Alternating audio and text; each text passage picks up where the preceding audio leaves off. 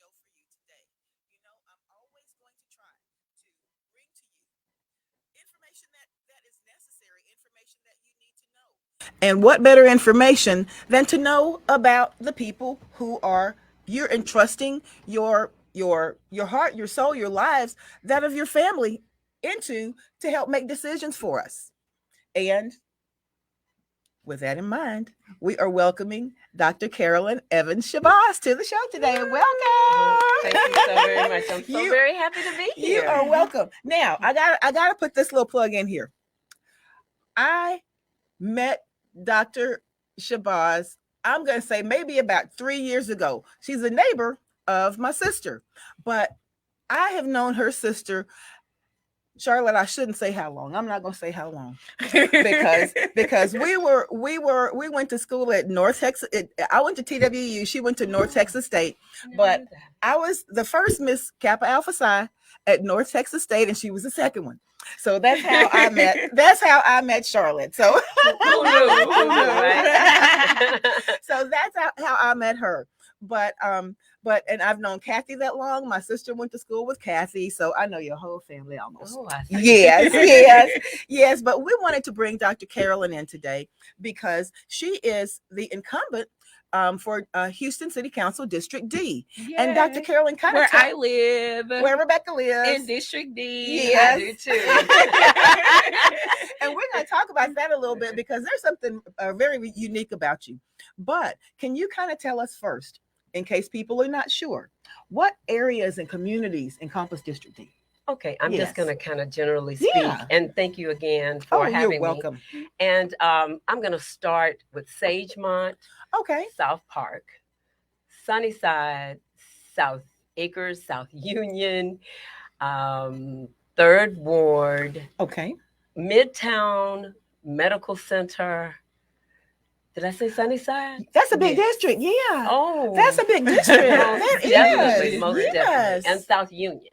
Okay. And so it's very big, about 200,000 plus Constituents. Yes, Absolutely. yes. Absolutely. Well, now with that in mind, I want to ask you something, and this is something that I know of just in talking and knowing Charlotte. Okay.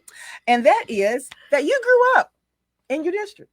I absolutely did. Yes. Tell me what it was like kind of growing up and really watching that district change. It's changed a lot over It the has years. absolutely changed a What lot. was that like? I was raised in Third Ward, Texas, and certainly it was, just like any other community, actually, because you don't know the difference Exactly. until you get a little older. But certainly, I went to the public schools in Houston. Okay. And I also went, in particular, I went to Jack Yates High School. You know, Yes. Jack Yates people are Historic- always represented. historic- You know that red. You got it, right? You got me. Historic Jack Yates. Yes. And then I graduated from Jack Yates and I went to Spelman College in Atlanta, Georgia, Okay. which coincidentally is the number one HBCU. And then I came back home and I went to the Texas Southern University, got a Okay. master's and a doctorate at Texas Southern University. Okay. And I'm really kind of unique because I actually went to TSU nursery school. Wow. So, Wow. So a terminal degree at Texas Southern with a Full doctorate. circle. Yeah. Full absolutely. circle. TSU. And I lived Yes. just a couple of blocks from Yes. TSU, as you know. And so TSU was kind of like our playground. Exactly. We would go over there and go swimming and run around the track. And you could hear the band practicing all the time. Oh God, the other night, I didn't think they were ever going to stop because Yes. homecoming was That's right. was coming. That's right. And they were jamming, okay? I mean, they were, you could, and the thing is, where I live, where we live really with Kim, Yeah. you can hear the music bouncing off of the school And across the street. And it Yes. almost feels like they It's are coming over from across the street. Yes. I thought it was just me. I thought it was just me. No. Yes. And so that has been something that we have enjoyed, actually. It's never been a nuisance to me. I always wonder about the students. What time are y'all going to stop playing? Yes. So that you for could go students. home and study and, Yeah. And for the go to ones cl- that and are get ready for class, Yeah, you know? the ones But in other the dorm. than that, it was always something that we enjoyed in the neighborhood. Yes, always exciting because being around Texas Southern or being around a university at all, especially when you are a kid or in high school and middle school. That's exciting because Yeah. the big kids are always there. But let me ask you this. Tell me a little bit about your family. You have a reputation of being a catalyst for change. Yeah. So that didn't come out of nowhere. So tell me where that came from. Tell me a little bit about your family. Well, actually, my dad was a basketball coach at Jack Yates High School for many Okay. years. But before that, my grandfather was the first president of Prairie View A&M University. Oh, Right. where we produce productive people. Absolutely. Where we produce productive Absolutely. people. I knew can't that was deny coming. it. I knew that was coming. You know, that was the best slang and slogan they could have ever come up That's with. true. And whenever people tell me that, I say, "Oh, you, That's Prairie true. View?" Yeah. And so, Yes. and my mother was Alumni, love was it. a first grade teacher. Okay. And so, you know, you being an educator, you know, really, I mean, you're a public servant Oh for all gosh. that you do Oh, my for your gosh. students, Absolutely. and in and out of the classroom. Wait a minute. Yes. Was Principal Evans your grandfather? Well, he was the president. You were president. Now, actually, he was also the first African American veterinarian in the state of Texas. And then, now I don't know how they transitioned that, but he went from president to principal, Yeah. and then to president, the first president, So Evans Hall was named after him? after my grandmother. Wow. Yes. Well, wait a minute. And then you went back to TSU. Well, you know, gas. That's true. I could walk. To Yes, Texas Southern that's from true. home. That's You true. know, I could do my papers at my class would be at 5, and I could print them out at 4:45. Ink would And be still there. wet, That's and right. get to class on time. So That's that right. made a tremendous difference. That is so interesting. So basically, you had pretty large shoes to fill. Your family Yes. members had pretty large shoes to fill. I always say that. Yeah. You know, they did have a reputation and a legacy, but I didn't depend on it to the point Yes. that I didn't feel like I needed to do my own service and Right. and create my own path. Exactly. And you know, I have a lot of things that I can say that I'm like my mother with this, I'm like my father with that. But I think that between the two of them, I developed compassion for Yes. people, and being able to communicate and work with all walks of life. Right. You know, I don't care how old you are or how seasoned you are. I have a great deal of respect for people, period. And I love Exactly. people. And I believe, you know, that spirit came from them. And so, you know, I'm blessed. I'm blessed to be a blessing. Absolutely. Absolutely. Now, when did you decide? So you're in by craft and vocation, you're an educator. I am. Yes. And when did you decide really and kind of look around and see some of the things, not just in your district, but in Houston, that needed some change? And you said, you know what? The time is now. Well, I'm actually a retired educator. Yes. I was a diagnostician. I test special ed Yes. children, which Okay. also you have to have a lot of patience. Absolutely. That's And what I was going to sensitivity. say. Yes. You know, Yes. I helped a lot of people, young people, graduate. Wow. And then when I retired, I always say I didn't have sense enough to go sit down. Yes.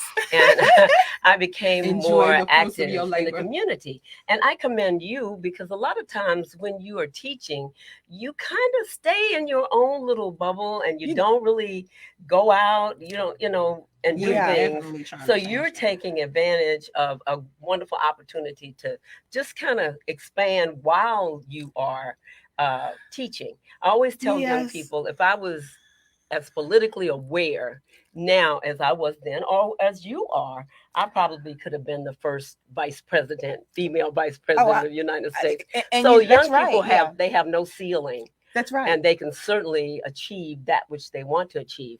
But again, I became very active with the NAACP, Okay. and I was on the executive committee, and I was the chairman of the education committee. I mean, go figure, right? Yeah. Yeah. And so consequently, I spent a lot of time trying to bring equity to the school district. Okay. And of course, I would travel to surrounding districts, but mostly the engagement was with the Houston Independent School District. Where Right. we work.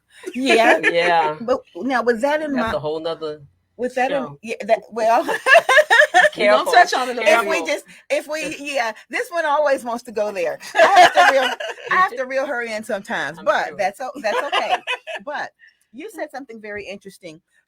In your capacity with the NAACP, in that capacity, you got a chance to kind of travel and see what else was out there and how other people were doing things. I absolutely did. Yeah. And, the biggest thing that I stood with my community Mhm. was school closures. bit. And it became quite commonplace that they were closing the schools in the minority neighborhood. That's what I was going to say. And so I developed a lot of relationships with a lot of people who were out Mhm. there being active as well. I remember, I think one of the last engagements I had and in that capacity was trying to keep Jones High School as a comprehensive high school, Right. which, Yes. we didn't get a lot of, I'll say, success, Right. but we did speak our minds and let people know that we thought that those things that they were doing in our community were totally unacceptable. Right. And so, if nothing else, we came together as a community, and we were able to at least voice our concerns with those that were the powers that be, so to speak. Exactly. Now, when you've had a chance to witness, you've had a lot of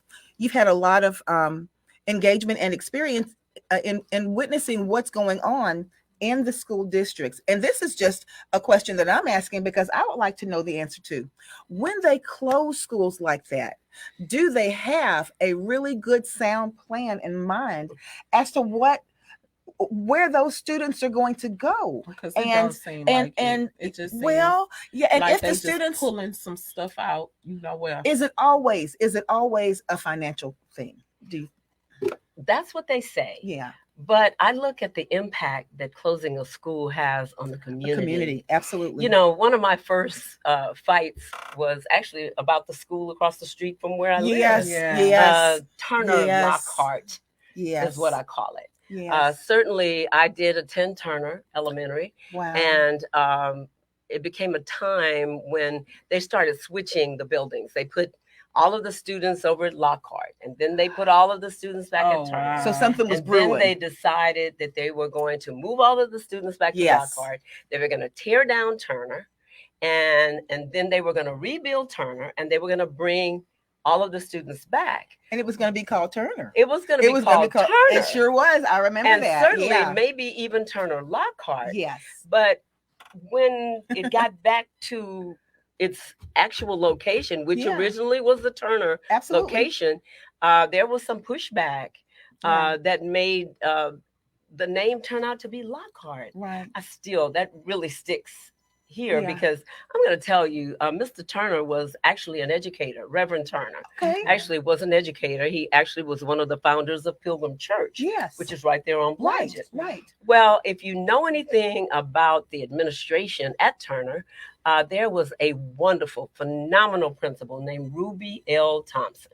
Yes. Mrs. Ruby L. Thompson encouraged all of her teachers, and I think all of the teachers that I recall went into administration. Right. And so when they came to her to tell her that they wanted, because the school was kind of overflowing with kids, she wanted to, they wanted to move the kids to where Lockhart is located, which was actually a Jewish community center. Yes.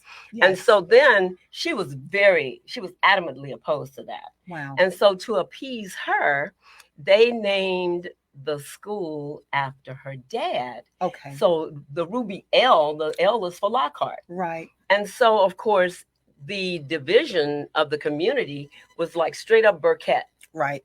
Where you could play with kids in the evening, but the ones on the east side went to Lockhart. Yes. And those on the west side went to Turner. Turner. And they were very competitive. And I mean, I always tell people that I was so blessed to come up during those times. Yeah. Because the teachers were excellent. And they stayed at schools. They stayed at the schools. And then kind of ironically, my own aunt, my mother's sister, was my third grade teacher.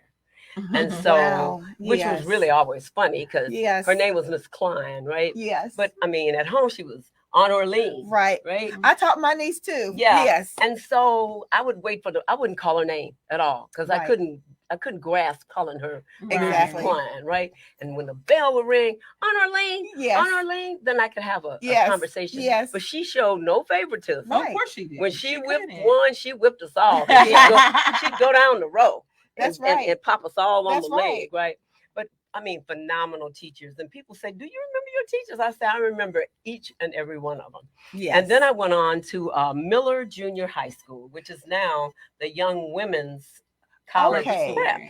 Okay, that was a junior high school? That was a junior high school. That was a big school for a junior high school. That was 7th, 8th, and 9th when they had education the way it should be. Exactly. 1 through 6 should be elementary. That's right. And I still think it should be 7th, 8th, and 9th. Yes. Because I think they throw the 6th graders into an environment too early. Right. And then they certainly throw the 9th graders into an environment they do. too early. They do. And so then for some strange reason, I guess because my dad worked at Yates, my parents didn't want me to go to Yates. I'm like, are you kidding me? I've been waiting to put on that cheerleader. Yes. Oh, come on now. Yes. So initially, they sent me to Mount Carmel High School, which is a Catholic school, which was right off of McCowan and Belfast. Right. Now I went to St. Agnes. Oh, I know. my God. I was just devastated. Yeah. I mean, they had this seal in the floor. That's right. And they would tell you not to walk on it. Because that was just disrespectful. I walked on it every day because I wanted whoever to feel like they needed to put me out so I could go back to Yates. Yeah. And then eventually I did. That January, they heard my cries. Yes. I had some older friends in the neighborhood who actually went to Mount Carmel, but they were like 2 grades ahead. I said, they're ready to graduate. Right. I don't want to be there. Even though I had, developed some really good friendships. But I was trying to get to JY. I mean, JY for life. And so I got to Yates, and immediately the cheerleader sponsor let me wear my older cousin's cheerleader uniform. Her name was Pat. So I had this cheerleader sweater that had Pat on the front, right? Until I could order my own sweater. Right. But I was in heaven at Jack Yates. So what you're saying is that where a lot of people probably would have, and I remember, around this time, you got a lot of people rallying. That's when people were rallying to get out of the hood. A lot of people wanted to get out of the hood. Oh yeah. But you people like, were. You gotta be kidding. I've been going to public school all my life. Yeah. Why are you trying to put me over there? Yeah. I don't want to be there. Yeah. I had a ball. You sound like my sister Kim. Yes, I had a ball. I mean, I love the community. I've always loved the neighborhood, the community. My older brother went to Yates. And in fact, the funny thing, we always joke, all of us graduated from Yates with the exception of Kathy. She went to Lamar, didn't she? But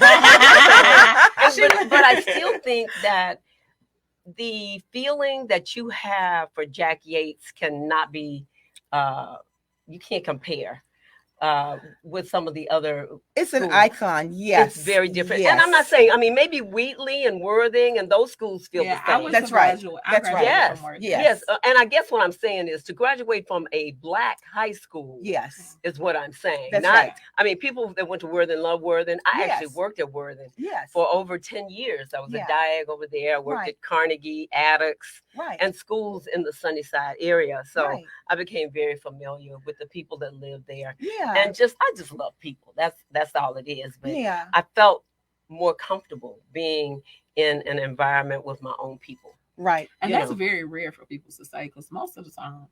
Really? Yeah. You'd be surprised how many people say no. They don't want to be around the people, Rebecca. Well, I'm gonna tell you, you want to hear a real story. Of course, I'm fair skinned, right? And so I always tell them, I always had to fight. Because people felt because you were light skinned, you weren't Black enough. Right. Until they would get in a conversation with me and they like, this is like a us. sister. Yeah. I tell them I'm off the 3rd ward. I'm out of 3rd ward. Jack Yates High School patio. Yes. So don't let the smooth taste fool you, right? But anyway, I love the community and just being able to just navigate around those spaces was just heaven for me. Well, as a career educator, do you think it's important? And this is this is a slippery slope. And I'm saying that because I sit in this seat myself as a teacher in a public school. We both do. We can't, but I started out, and I'm not going to say I started out, but I've also had the charter school experience. We both So, do. yeah, we both have. Do you think, as a career educator, that it's important for communities to support public schools? Absolutely support Yeah. public schools. And I'm going to tell you, I had an experience working in a charter school as a diagnostician. Right. Some of those schools I wouldn't consider sending one of my pets Wow. to, because it just was out of order. I mean, the disciplinary Right. measures. Yes. And yes. I just did. I mean, yes. not to say that there are no good charter schools. I think Right. they've come a long way, Right. and some of them are great. So I don't want to say, because I feel that if you're providing a good education, right. then I'm behind you. Right. But for the most part, I believe we're using public dollars, Right. and I believe that we need to undergird our public schools. Yes. And then the traditions that you have in some of these public schools Right. cannot be duplicated. They can't. And so Yeah. I really, really push for public education. And of course, being the education chair of the NAACP, Right. I engage with the board a lot regarding public schools and providing public education. But I am so education oriented. Right. And I'm going to say this, before we move forward. Uh-huh. Some people, I was the first African-American female chairman of the board at the Houston Community College. Okay. I was appointed in 2015 and I think I was the secretary. Okay. And then moved on up vice president. And then I became the board chair. Right. And I became so indoctrinated to the value of trades. Okay. Yes. Because when I was coming yes. through Jack Yates, we had like a vocational role. Yes. Where we had Most cleaning schools and did. pressing. Yes. We had cosmetology. Cosmetology. Yes. We had print shop. That's right. We had auto mechanics. Wood shop. Yes. Wood shop. We had sewing. Yeah. All of this. We had all of those things. That's right. And so at one point, then they decided to take those out of the school. They really, sure really did. disturbed I remember when that but happened. I kind of wondered. I mean, yeah, we were very successful coming out of high school, where you didn't necessarily have to go and get a college degree. and you could be successful. You could have a career. So I'm wondering, was that calculated? Well, it but was somebody that's of very high importance that made a comment that kind of just got my gears twisted. What was that, Rebecca? And the comment was, "I'm so tired of graduating welders and hairdressers." You better stop, because let me tell you something. let me just handle it. Wow. First and foremost, Wow. that is such a ridiculous That is. comment. I mean, I got all of this degree stuff, and of course, I needed it to be able to move up the educational arena. Right. But basically, you can graduate from college with all of that, and you don't have a job. That's right. Okay, That's plus right. I have you a job, or the plus money you is can't not demand the sufficient. salary That's right. Exactly. that you can demand with these trades. That's right. People that go into trades, they can basically decide what they're gonna make. And open their become own businesses. entrepreneurs. That's right. That's right. Absolutely. They can own their own businesses. Yes. Because I'm gonna tell you what, I had to take my car to the shop today. I can't fix my car. That's right. Right. Okay. That's right. If this air goes out in here, I'm gonna That's be out right. the door. That's Because right. there's nothing I can do. That's right. Except maybe try to adjust the thermostat. Right. But Yeah. other than that, and it just became very, very disturbing to me, those kind of comments. And I'm gonna say this. Whenever I get the opportunity to speak, Yeah. especially to parents, I tell them and I beg them and I ask them, never tell your child he's not college material. That is so defeating That's true. to them from the very onset, because you're telling them they're not good enough Right. from the very beginning. Yes. Please don't tell your children that. That's right. To me, college is anything past high school that helps you to get gainful employment, be it a trade with credentials Yeah. or be it a Military. degree. For the military. Yeah, but don't tell them yes. they're not college material. But- and a lot of people said they heard that. But ladies, let me say this to you, and I'm gonna say this because I have a personal experience with that. I'm in a large a large ISD here in the Houston area, and I taught at that school. Loved that school. We had been in a position where we were on the verge of being reconstituted. In that 1 year, the principal had moved that school completely up to where it was a B-rated school. However, it was already on the chopping block to be reconstituted. So all of us had to go in and interview for our jobs again. Okay, so we all know that routine, how that goes. Right. Yeah. So when I went in to interview for my job, they asked me this: do you believe that all uh, uh, students should be college bound? I said, absolutely not. And I said that because I started out in a life skills classroom. Wow. I knew that some of my students that I had to Absolutely. carry, and I had to change them. I knew many of those students were not going to be college bound, but it was my charge as a teacher to get that student to where they were operating at the very pinnacle of their ability. Absolutely. That was my charge. Absolutely. So when I said that, and at that point, this particular district was a college bound culture. Mm-hmm.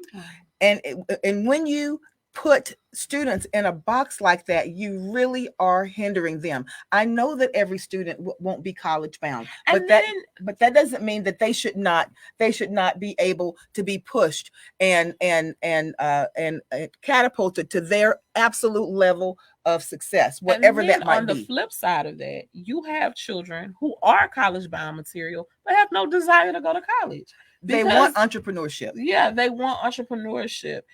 They want to be their own boss. One of the girls that's in my class right now, smart, straight A student. The girl is brilliant. And you know what she told me? She wants to open up her own beauty salon and nail salon one day. And thank you. Look how beautiful your nails are, right? Okay. Don't look at mine. I think that we lost a generation. Yeah. Because when I graduated, a lot of the guys went to Hughes Tools and some of these big companies. I mean, steel companies. They made bank. That's right. Okay, so now they're sitting on big fat retirements. Yeah, and pension. Absolutely. That's right. That absolutely keeps them in a good lifestyle, right? But sometimes pushing people into an environment that they don't really want. That's right. Or they may just like being an auto mechanic. Right. Or they just okay. want to be a beautician. What's wrong with that? Absolutely but nothing. Because we pushed everybody to college, right? They lost the desire. Some of them lost the desire to do anything. That's right. And that's what we're recovering from now.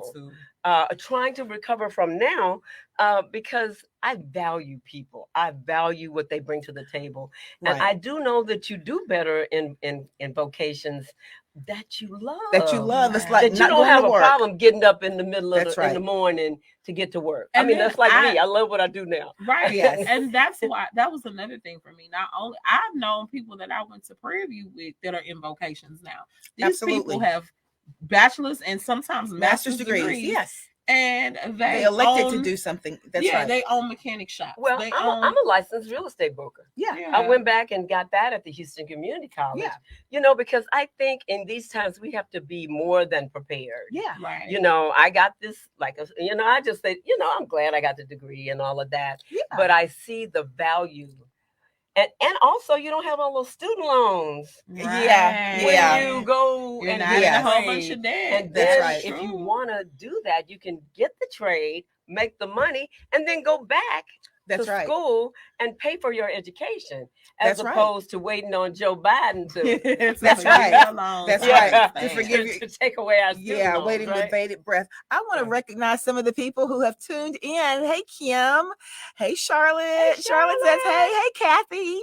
And Paulette says, yes, Paulette. My sister. Yes. Paulette says, President Evans was my president at Prairie View. 1960 to 1964. Wow. He held Prairie View to high standards and was a great leader and student advocate. And I'm trying to be that way too. And we have got Isaac Agia. Isaac, hey, Isaac.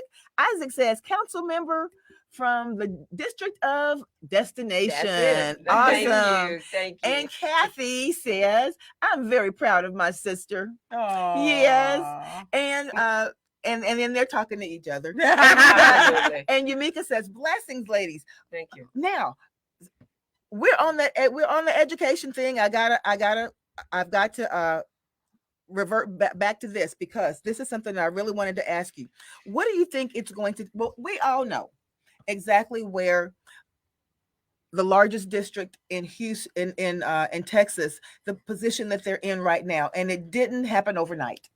Okay, with this in mind, it doesn't matter where it is right now, but with this in mind, what are the steps that you think that we could take to avoid ending up in that situation again once this has run its Run it. I think it sounds very cliche. Yeah. Because people just really haven't grasped. We have to start voting. Yes. In different leadership. Absolutely. Because all of this came from up at the top. The governor. Yeah. Okay. Absolutely. All of it came from the top. Yes. He, of course, is the person that appointed Mike Morath. Yes. And then there's a big push for vouchers. Of course. Yes. And so this is how you start destroying public education. Right. And so when you start doing all of these different measures to destroy, then your mission is accomplished. Right. You know, but I've had conversations with teachers. Right. I am so thankful that I am not teaching in the classroom anymore at the Houston Independent School District. Now, I wasn't going to call the name. Oh, well, yeah, I can. You know. I'm retired. They give me a check. That's right. Y'all heard how she said it. She retired. I'm retired. I tell you, they send me a check not to come to work. Right. And so, you know, my sister Kathy works in Galena Park. Right. I don't hear any complaints of the complaints. Wow. No complaints. That's nice. That's nice. And so the deal is, I think this is all by design. You are trying to destroy the biggest public institution. And here's what I've said, and I've been preaching it, and of course you know this. This is punishment. This is the governor punishing. I'm sorry. The Crystal, it just came out. It's punishing because there is no Republicans that are sitting in office from the mayor down to the commissioner's court. So, and this city is 97% Democrat. Right. So what can I do in order to infiltrate that? Well, I can't infiltrate the city council. That's locked up. Right. I can't infiltrate the courts because that's a done deal. So what do I have power and control of? The school board. You're so on point. I mean, Harris County is blue. Yeah. And so we want to destroy the blue. Right. But what is your thought when it comes to you're destroying the blue children? Right. You know, so when do we decide that it's not about politics, it's about people? Well, you have to care about people. Absolutely. So when you don't care about people, the only thing you care about is politics, because politics gives you power. Okay, I want Councilmember Shabazz to explain this to me, because I know a lot of people asked me this prior to the show. Can you explain what that voucher system actually is? What does that mean? They give you a voucher for a certain amount, right? You know, across the board. Exactly. And then you use it to choose the school that you want to go to. So but the problem is this. Some of these schools cost more than these vouchers. That's my point. Which certainly means that those that don't really need them can use them and just supplement themselves, and then they pay the rest. Right. Those that do need them, if they don't get scholarships or they don't have any way to pay the difference, then they're not going to go to the best schools that are available. And so that means, and that was my point. Because let's say that the voucher is worth $10,000, but the school is $21,000 to attend. Absolutely. So that voucher is worthless to 80% of the people over in Denver Harbor. Because they're going to have to take that $10,000 voucher and find a school that will accept that $10,000 voucher. Which Whereas is none. those who probably have their kids already in Right. private school Right. Mhm. and already paying the 21K, That's right. Right. they're okay with it. So, but it's like, oh, this is, money I can add to my, my bank account and not have to pay, I can now pay the 11,000 and not the Right. 21. Right. But either way, they can still access the best schools. Right. Okay. And so that's a problem. That's why public education needs to be equitable. It needs to be undergirded and Yeah. made to be the best educational institutions, like they Yes. used to be. You Yes. graduated from Wheatley, Worthing, Yes. Yates, Jones. That was saying You something. could That's compete right. with Anyone. anybody. That's right.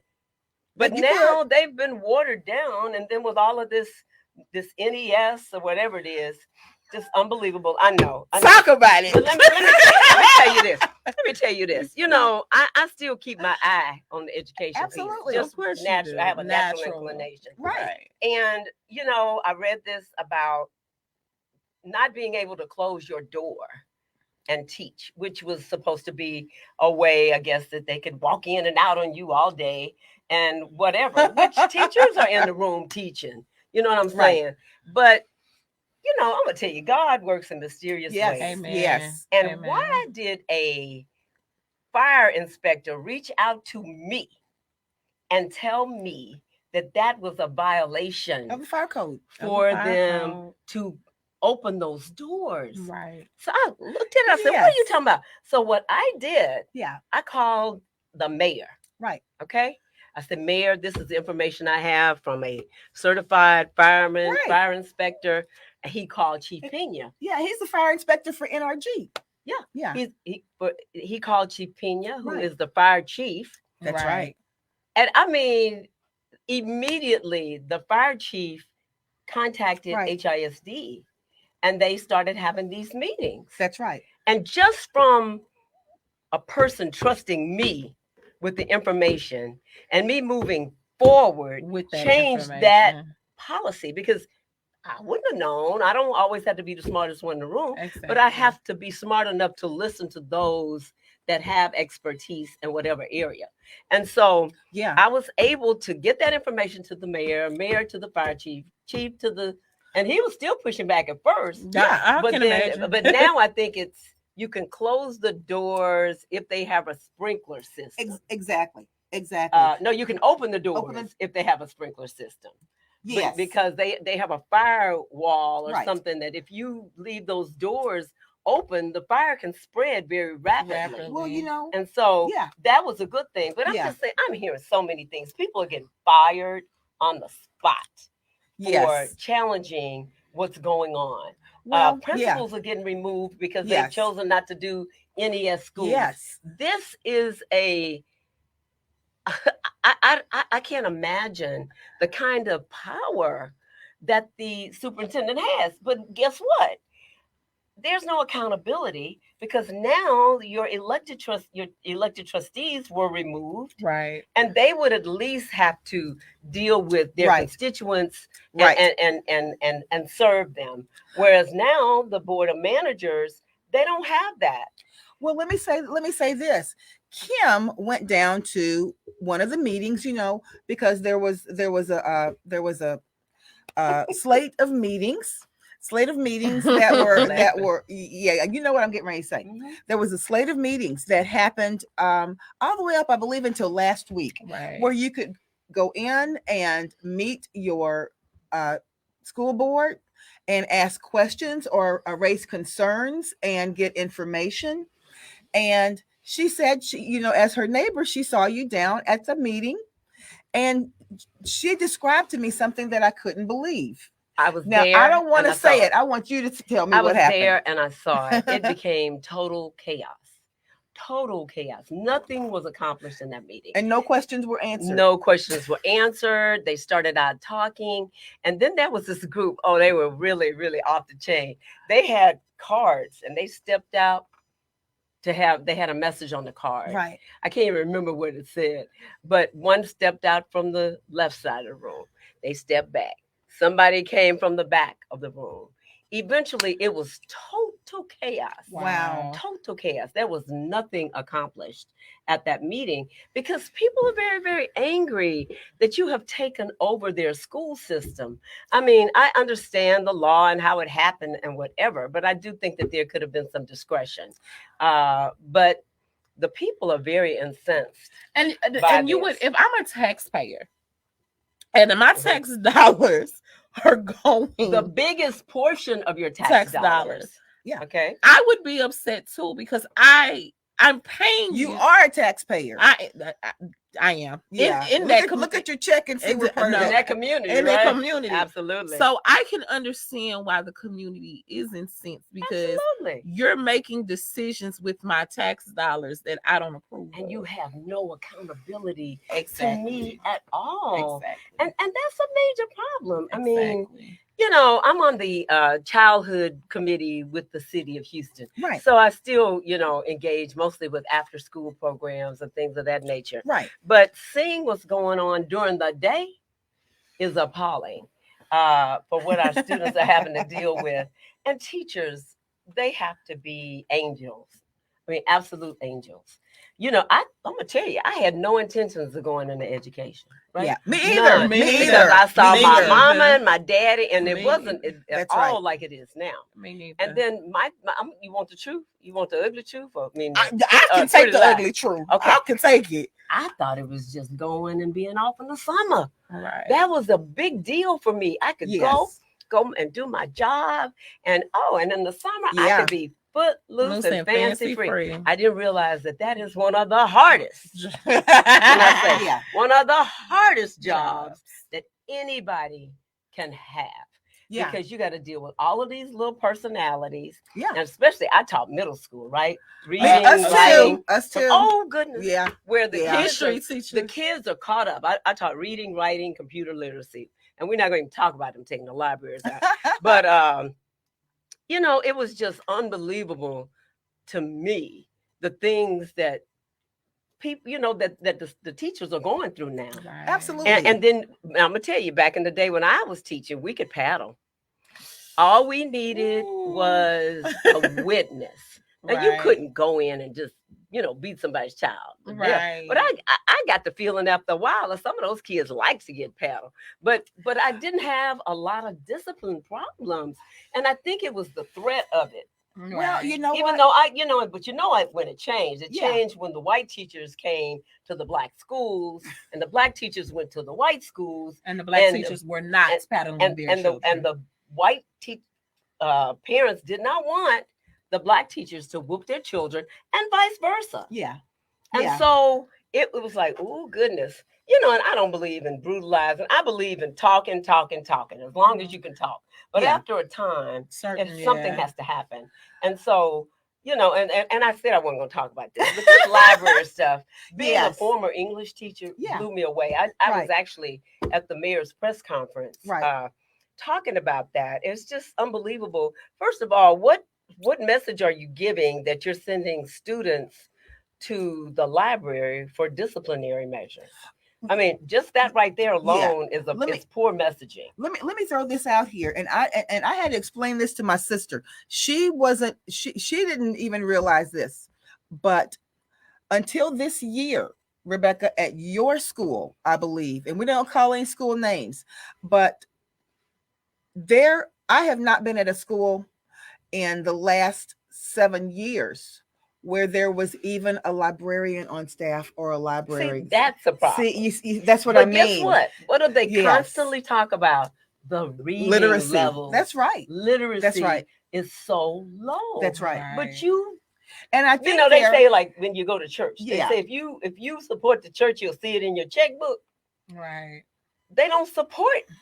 Well, and Literacy. here's I think here this is what they were saying, but then you've got to walk that back a few steps. They're saying that because so much information is gained through technology now, that we don't need libraries and books anymore. However, you need to teach children how to research even on technology. I was a reading Yes. an English teacher. Yes.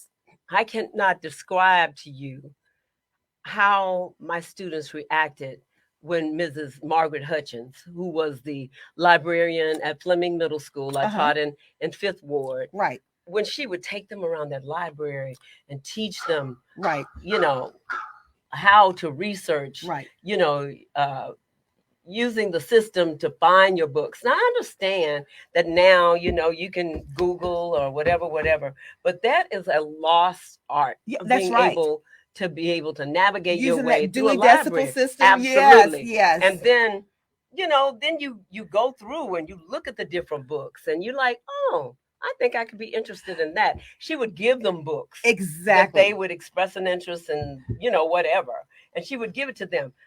You're not going to necessarily get that through technology. Right. You're not going to get that hands-on And here people it is. experience. Even when you are researching, you still have to go to the library, especially when for the ones that's, you know, that are going to college. You are still expected to go to the library, even in college, to do research. That's right. Well, do you know I'm sorry to disturb you, but No, I get so passionate okay. about this. But you even need to be on a 9th grade reading level to take a trade and to be successful. Right. You it's not like you don't have to know how to read. You know, you have manuals that you have to read. Yeah. And different things. That's right. But my first meeting with the superintendent was at Jack Yates High School. And the first thing he told me was about the reading levels and this and that. I said, well, sir, I said, if you're concerned about that, are you concerned about the resources that you're putting into these schools that are helping our students? Because we are smart. Right. We are smart, resourceful people. Absolutely. If you give us what we need to level the playing field, we will excel. Equity. Okay. What is that? What is so hard about that? Equity. And I'm going to tell you, I'm again going to say this. When I graduated from Jack Yates High School, my class and the classes, you know, preceding me, could compete with anybody. And the classes behind me too, up to a certain time. But you could compete with anybody. Yes. You know what? I taught 2nd and 3rd grade briefly.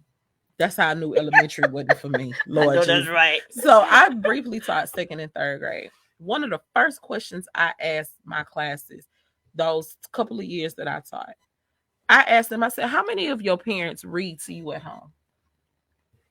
One child. And in my 2 years of doing it, 4 children total. Yeah. So, and it's not because the parents are not interested. You got parents that's working 3, 4, and 5 jobs. You got parents that's trying to make sure. Don't be hitting on me. You got parents that's trying to make sure bills are paid. They trying to make sure food is on the table. They're trying to make sure they have enough just to make sure that their children are necessities and sustenances are met.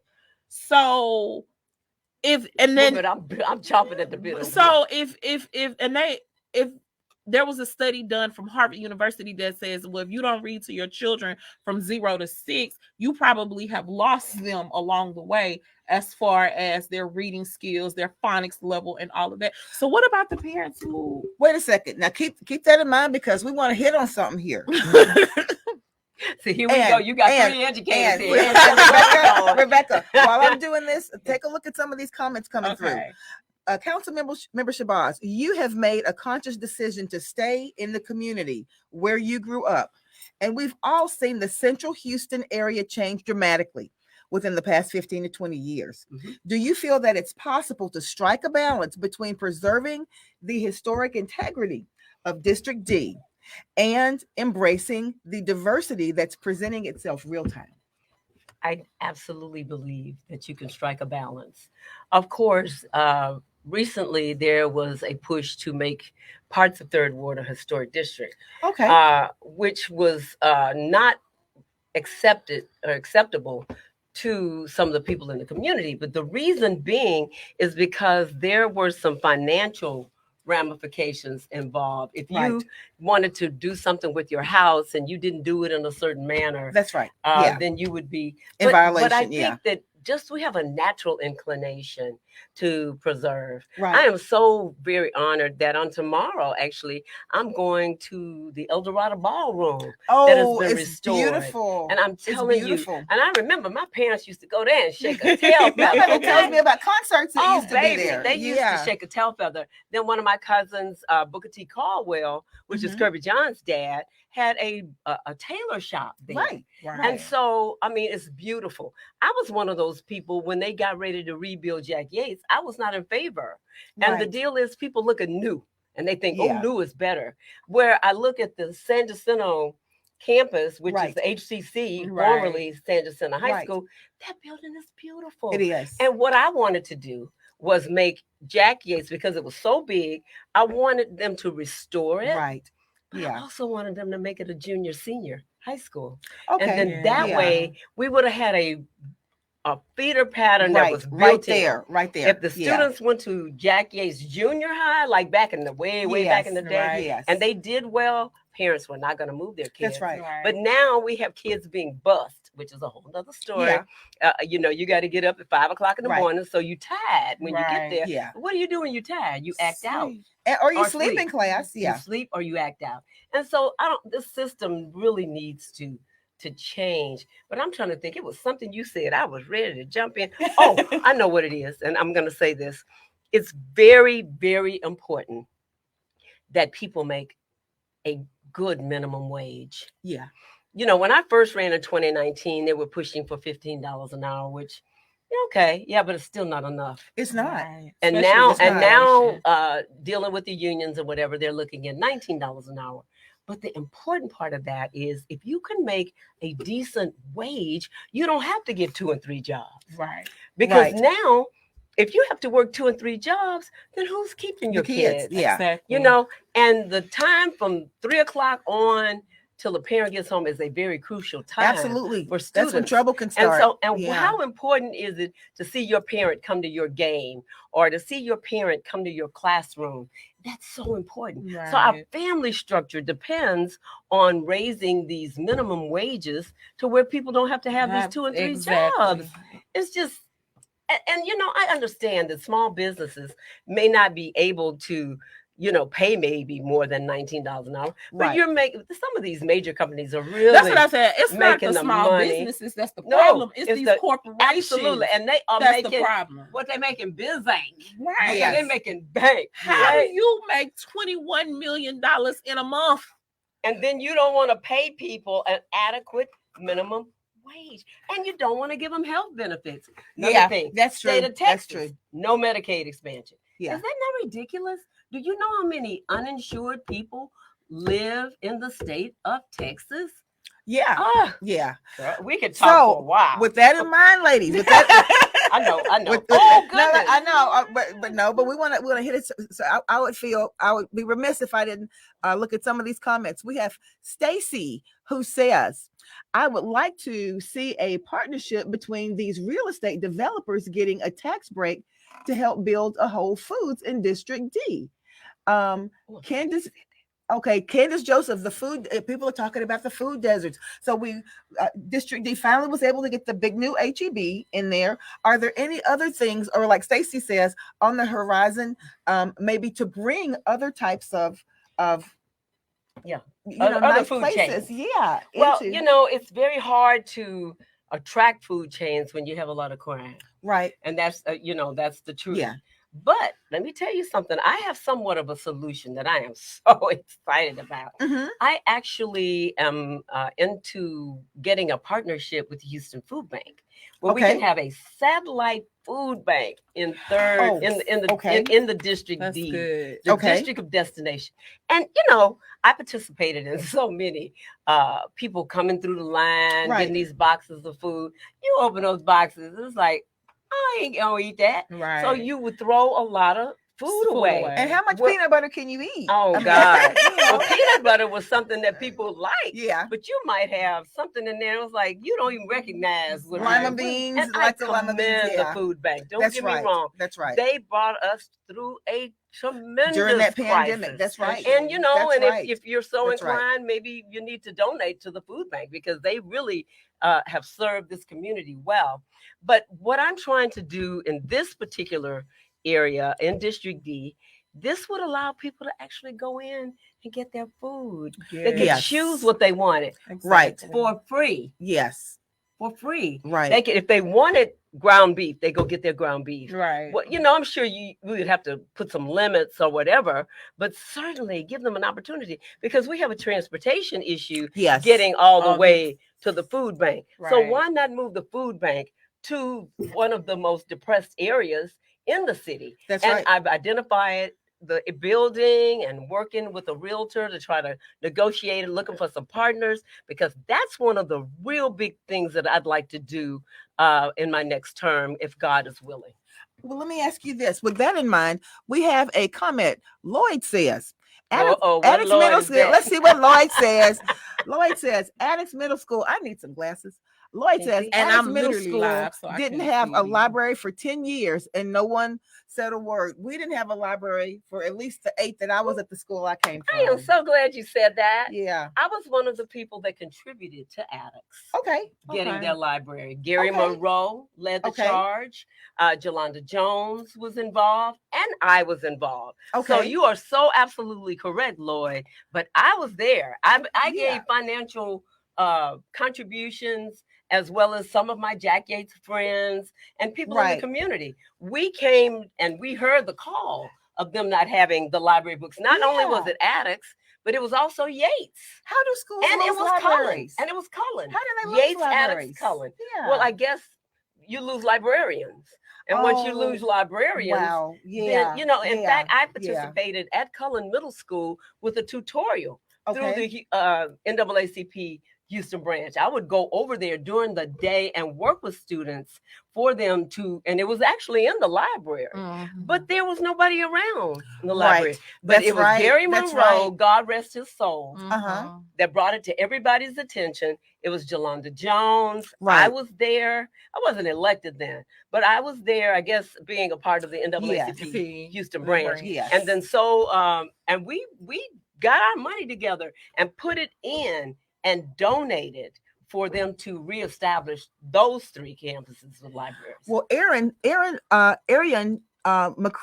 McCary says we need quality grocery stores in our areas, and she's We certainly absolutely do. right. I She's do not absolutely deny right. that. Yes. Certainly, you know, in talking to a lot of them, Yeah. if we could get our crime under control, then Woo, and that's God the age old. That's the age old question. Oh my God! And I'm How going in to the tell you, I'm world? one that I put in a lot of money from the Council District Service Funds to try to deal with crime. I put money into the Southeast, money Yeah. into the South Central, got ATVs, sound meters, call boxes, because they had a lot of stuff going on at the Columbia Tap. Right. And then yeah. we were going to install it Yeah. over at Sunnyside Park. Right.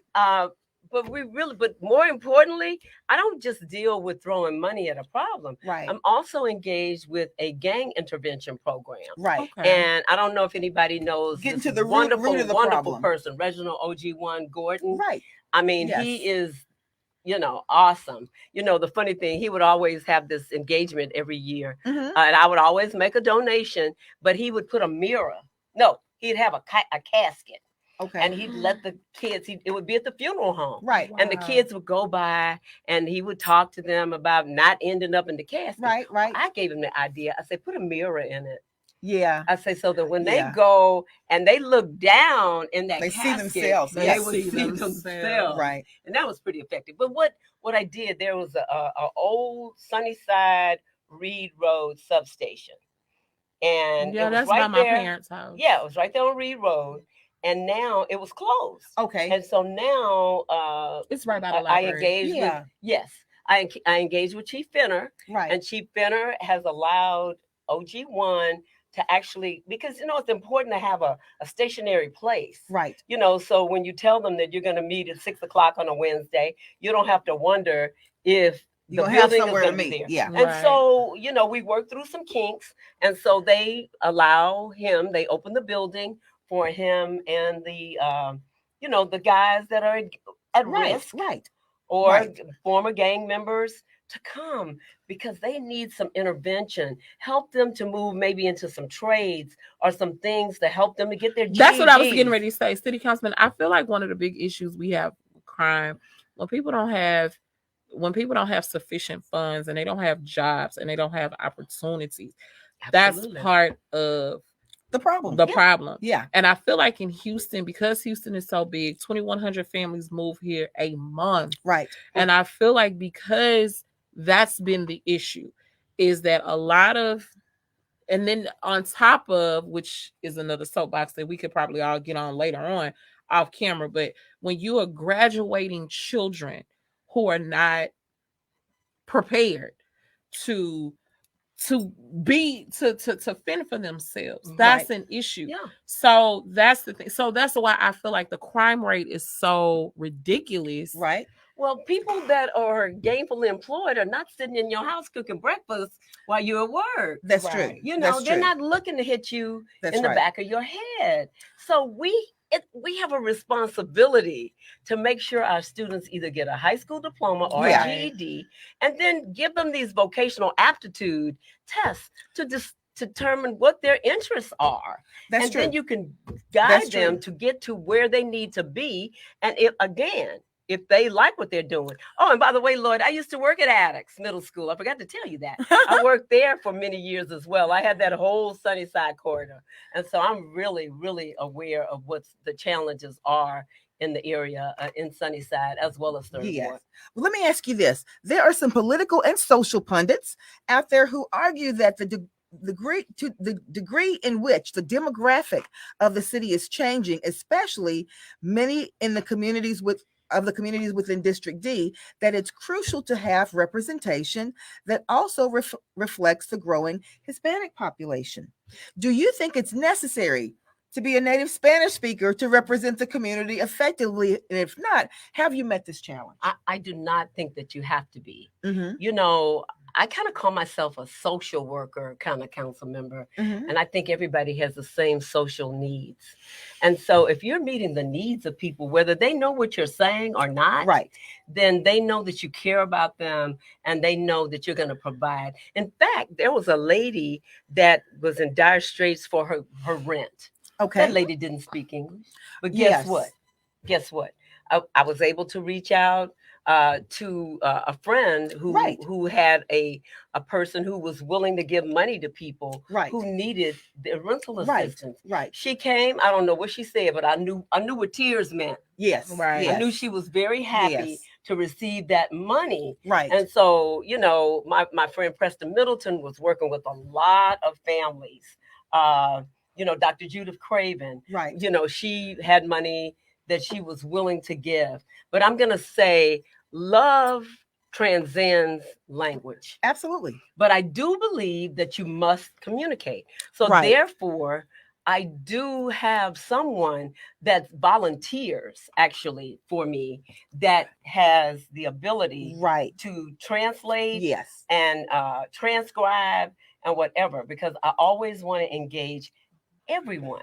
Absolutely. And what's happening, people are thinking that because you're African American, you only care about African American. Right. They think if you live in Third Ward, you only care about Third Ward. Oh, yeah. And so I hear that all of the time. But the funny thing about it is I have probably done more significant work, especially through Complete Communities, in the Sunnyside area. Yes. And I'm just telling you, that's where you live. Uh-huh. Okay.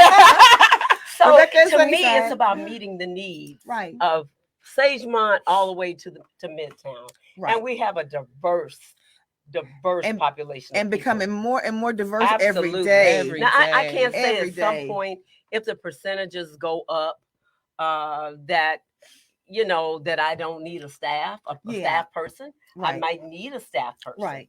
May need to start transcribing, letting people know how to call in. Okay. And but we kind of share Right. resources around the horseshoe. Right. If I really needed somebody to come and interpret, You could then I get could reach someone. out to Right. somebody to come. If I Yes. can't put my hands on the two people that I know that could be very, very helpful. Exactly. Now, Dr. Shabazz, if you could write a 3-statement summary, 3 short statements on your vision for the future of District D. Well, what and why voters should entrust you with the future of their communities, what would those 3 key points be? Well, I call District D the district of destination. Okay. But District D is also the district of education. Okay. We have the University of Houston. We have Texas Southern University. We have the Houston Community College. Yes. And so what I would like to see would be a thriving hub for education, healthcare, yes. Oh, technology. absolutely. We have the ION, right? Mhm. And culture. And the medical centers in your district. And the medical center I as forgot well. about that. My goodness. And so wow. there are so Not to many mention things all of the middle and so many school and high resources. I've schools and used elementaries. the ION on several occasions to Right. engage the community to come in for deed restriction workshops. Those are the things that help us to preserve Yeah. our historical piece. Yeah. That's what you asked about. Yeah. Filing the minimum lot size applications, Okay. which keeps people from coming in, developers coming in, putting 3 and 4 Right. buildings. Yes. I had that same situation in my own neighborhood. Actually, somebody wanted to start putting townhouses on Right, the corner right. of Sawyer That's right. and That's right. and Arbor. And Oh, we yeah. had our Yes. deed restrictions together. Fortunately, Right. we had somebody that worked for the city in legal. Yeah. But I also believe that what's going to have to happen, we need to change our form. When people apply for these permits, Right. they need to have civic leaders sign off because Right. you are living in that community Right. and you know what's going on. Yeah. And if you see something come up, Yeah. you can call and say, wait a minute, Wait a you need minute, to pull yeah. this permit. You need to look at it. Yeah. That helps to preserve. But anyway, that's one of the things. And so I want to also have quality of life through Right. sustainable development. Right. And we talk about the affordable housing, Right. which before I understood affordable housing, I was like, what are you calling? Right. That's not affordable. Yeah. Right. When you put it that way. But once you realize that there are ways and means to get in these particular units, Right. then you realize, because I think everybody should have quality Absolutely. living. That's You should again, feel I go good back about to where you're children. going home to. I go That's back to right. children. They need to be in a safe That's right. environment. And but I do realize that there are challenges Yeah. as well. And the challenges are the taxes. Yeah. Especially in and that- not yeah. and your tax, and you could tax the people out who, of course, the debt ratio determined that they could pay the note. Yeah. But at the end of the day, That's right. until the legislature, Yeah. that I'm working with legislative teams Yeah. to try to work with doing something, you're going to create gentrification because people can't pay this. That's But, right. and what about the surrounding communities that are also impacted by that new Right. those Structure. new structures? That's right. So we can't just get people in. I mean, it's great. And I'm a real estate broker. Right. And of course, I haven't sold anything in quite some time Uh-huh. because I don't really have the time. But just to see the light in somebody's eyes, that they are able to move into their own space Right. or into a really nice complex. That's right. That's so heartwarming to me. Yeah. But at the end of the day, I don't want them to come back at the end of the month and say, end of the year and say, I can't stay here. I can't pay these taxes. But What about the seniors in the community being able to stay in their I'm homes? telling you, they need to look at all of that. I mean, Yeah. seniors certainly get a cap. Right. At least they get some kind of Great. benefit, Yeah, But right? they they're do. 65 Yeah. too. Yeah. Yeah. But I'm talking about some of the younger families that Right. are trying to build on their homes. Yes. When I bought my house, it was $58,000. Yeah. You can't imagine what I could get for my Kim's house was now. just about that price when she Because got hers. when I bought it, Right. I was able to get it for that. And Right. I guess maybe that was high then. Yeah. I was a school teacher Yeah. then, on a school teacher salary. Right. But I can say God provided, and I was able to. I Yeah. never was late on Well, the house note. That's right. My dad said he pays $17,500 for his house. Oh my God! $17,000. Well, that's what my parents paid. That's about what my parents paid. Whose That's home was probably my right mother. behind me. Yeah. Their home was right behind me. We Yeah. had backyard to backyard. In fact, we had a gate, and it was really good. My daddy said It was his really house good for note, shopping. his It was so good for mortgage. shopping. I could go over there. My I could dad go over there said and eat dinner. His Just go to the mortgage was backyard. literally $97 Yes. a month. That's how much Stop. my first car. That's how much my first car note was. Stop. I had a Volkswagen convertible, baby. I said, And Daddy, wait. you can't get a $97 car note. I You cannot. now. Daddy, cannot. $97. 90. Mine was actually 98. My first car note, Wow. right? Rebecca, Dr. Shabazz. Now, we could go on all day with this, but let me ask you this. If constituents or people who are living in District D would like to reach out to you and contact your office with concerns or with ideas, how would they go about doing so? If it's city related, Yes. call my office. Okay. And I'm going to tell people this, and I really want to get this messaging out. Yes. We have such a huge problem with dumping and illegal dumping. All okay? over the city. But Yeah. I'm going to tell you, I have one of the most successful hot teams in the city. Mhm. It's 4 men, 2 trucks, 2 trailers. Okay. On Mondays, they go around and they pick up tires. And you Okay. cannot imagine how many tires They probably got a full truck. you know, Yeah. they get on Mondays, Yeah. right? Then the remainder of the week, they respond to 311 calls. But I'm going to tell you, I'm just going to tell you the truth. Yeah. Calling 311 to me always felt like a black hole. Yeah. Okay. Okay. And because the city is engaged with the entire city. Right. So I right. said, wait a minute, I got to take ownership of this baby, Yeah. of District D. Right. And so now we have what is called a 2-step process. Okay. And we ask people, and I hope your listeners, if they're in District D, Right. please know, call 311, Okay. and they're going to give you a service request number Okay. because it's for tracking and actually to know exactly where the problem is. Right. You can hold on and ask to be transferred to District D. Or Didn't know that. you Wow. can call 832-393-3001. And if you don't know the number, you can look on the City of Houston website. Okay. You call or you can email. And a good deal would Excuse me. also be to get the newsletter for District D. Okay. District D at HoustonTX.gov Okay.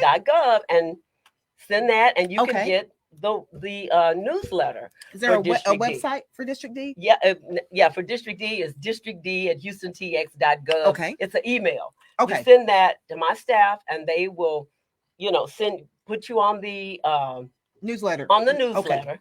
And then certainly, if you have a SR number and you don't want to hold on Yes. to give it, then send it. And I really like the sending it to you people Right. because it's documented. Exactly. And can't come back and say, council member, Right. I sent this to you and you didn't respond. Right. Now the District D email is manned by my staff. I Okay. do have my own email. Okay. And some people, send it there, but most of the time they'll relay it to me. So that to make sure that I get it. But I believe in documentation. I believe in being accountable. Right. And if you want to disturb me, you go from the top of my head to the bottom of my feet, is to say that my staff did not respond. Okay. And I know human beings, there's some frailties Right. and things sometimes happen, but that shouldn't be something that I'm hearing on a regular basis. Right. And so okay. And then to get back to, first and foremost, why change horses in the middle of the stream?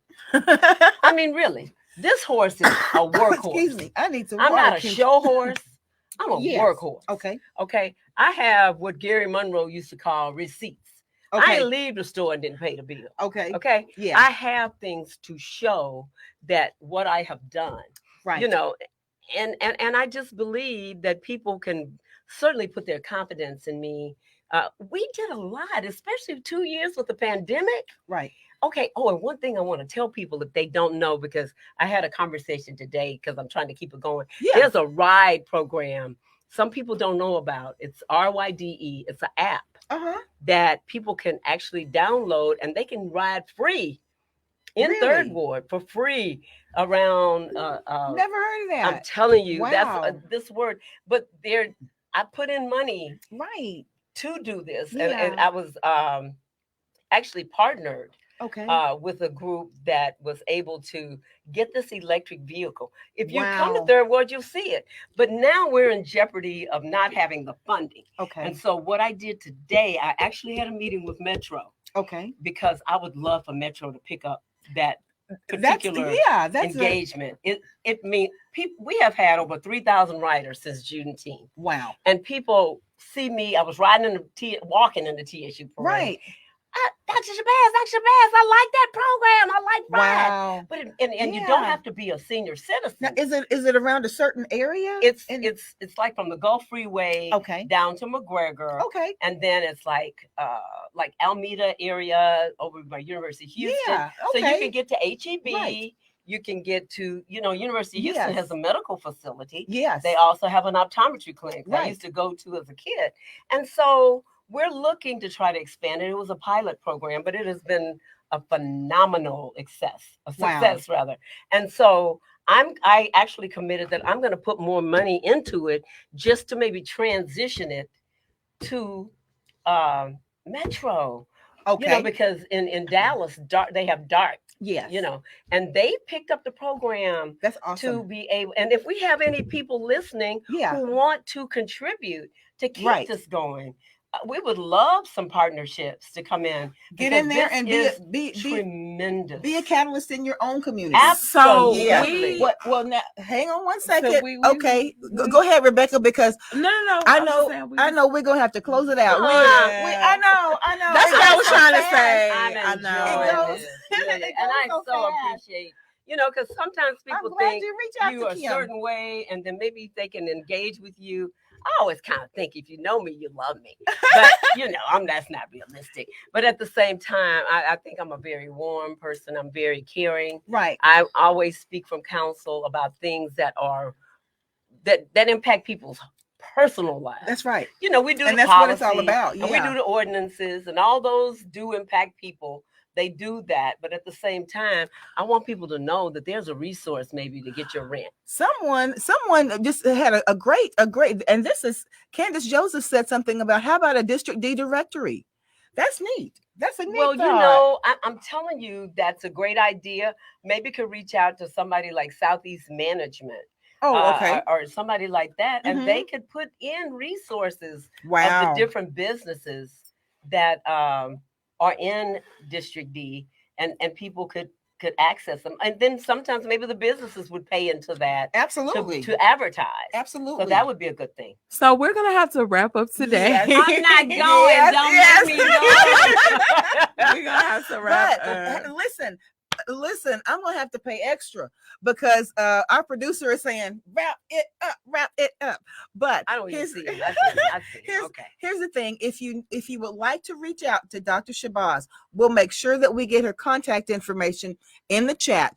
And we have so many comments. I'm going to try to go in and address all the comments. And if she wants to go in and answer some of these comments, that's great. But Dr. Shabazz, yes. One last thing. You can call my office if it's city related. Mm-hmm. If it's campaign related, you need to go on my website. Okay. CarolynForHouston.com. Okay. Because I try not to mix the two. Right. I want to, have a level playing field for everybody and keep it separate. Awesome. Well, Dr. Carolyn Shabazz, Rebecca, thank you guys so much for being here. And that's what it was about. I told you when you came on, I said, I want people to really kind of get to know who you are. Yeah.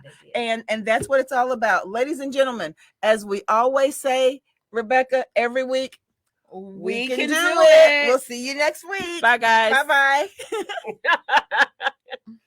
That was fabulous.